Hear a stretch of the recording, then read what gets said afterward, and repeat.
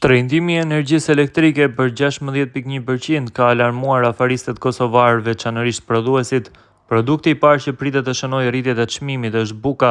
Pronari i një fabrike të miellit në Kosovë, Recep Rama, thotë se pas shtrëngimit të rrymës për 16.1%, në mënyrë automatike do të rritet edhe çmimi i miellit dhe rrjedhimisht ata të bukës. Rama thotë se çmimi i një buke mund të arrijë deri në 80 cent, në të kundërtën fabrikat e miellit i nënshtrohen rrezikut të falimentimit. Çmimi i rrymës u rrit, po u rrit shumë, do ta kemi problem. Ne ashtu kështu kemi pas një çmim jo të mirë tash pas kësaj rritje, do të rrezikojmë të mbyllim fabrikat krejt, sepse nuk mund ta përballojmë, ndërsa rritja do të ndikojë me patjetër sepse me këtë çmim nuk do të mund të punojmë. Ne arrisim çmimin e miellit furtarët të bukës. Me këtë çmim aktual nuk mund të punojmë sepse në Gjilan një bukë është 60 cent, ndërsa tash pas rritjes shkon deri në 70-80 cent.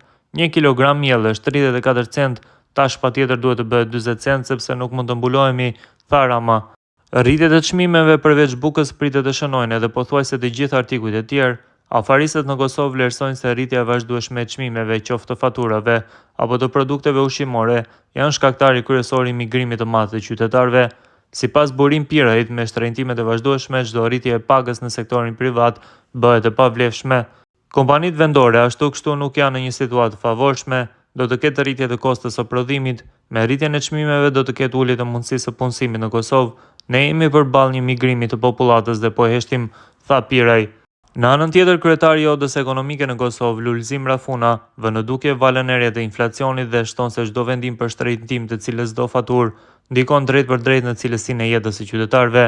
Pas 1 majit, qytetarët në Kosovë që shpenzojnë energji elektrike deri në 900 kW do të paguajnë 9.05 cent nga 7.79 cent që paguanin aktualisht.